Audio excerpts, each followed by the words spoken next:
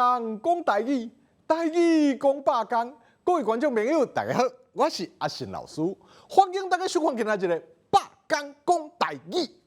今仔日啊，要和大家分享的主题是，我伫饭店讲台语。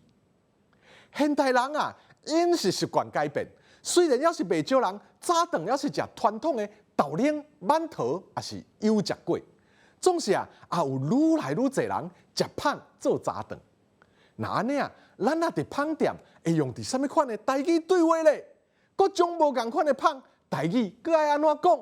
今仔日的百工讲台语啊，咱特别来和观众朋友做伙来分享。那讲到台语的“胖”这字啊，伊是对日语来的；啊，那日语的“胖”，佫是对葡萄牙语来的。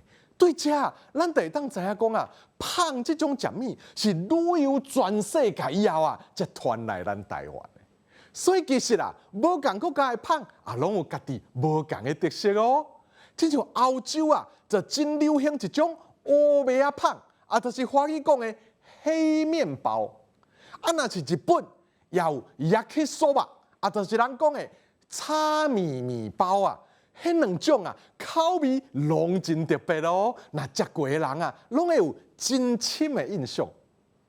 啊，那讲到台湾的胖啊，足有特色的，有亲像披萨的咸胖，啊有像一粒那干那球的炸弹面包啊，佮有三甲真出名的金鱼角啊，会当讲啊是种类百款。所以啊，咱啊伫饭店看到一堆胖，啊对外表看袂出来是啥物口味，咱就会当问店员讲啊，这胖内底包啥啊？啊是讲啊，这胖底下是咸的。那安尼啊，店员就会甲咱消解咯。买好了啊，咱阁会记咧问店员讲啊，这胖等于敢爱冰？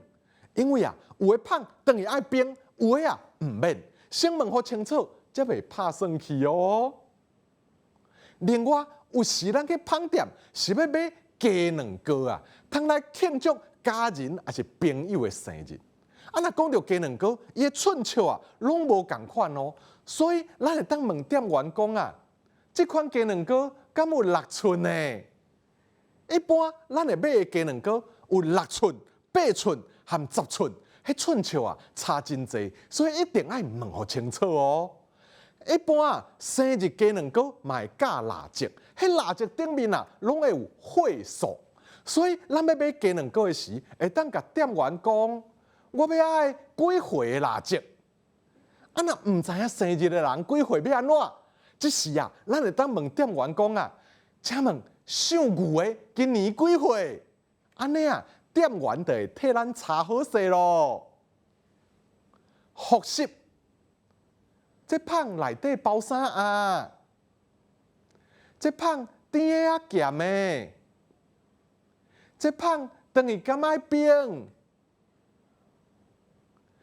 这款鸡卵糕敢有6寸呢？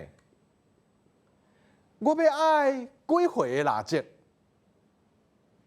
姓牛的今年几岁？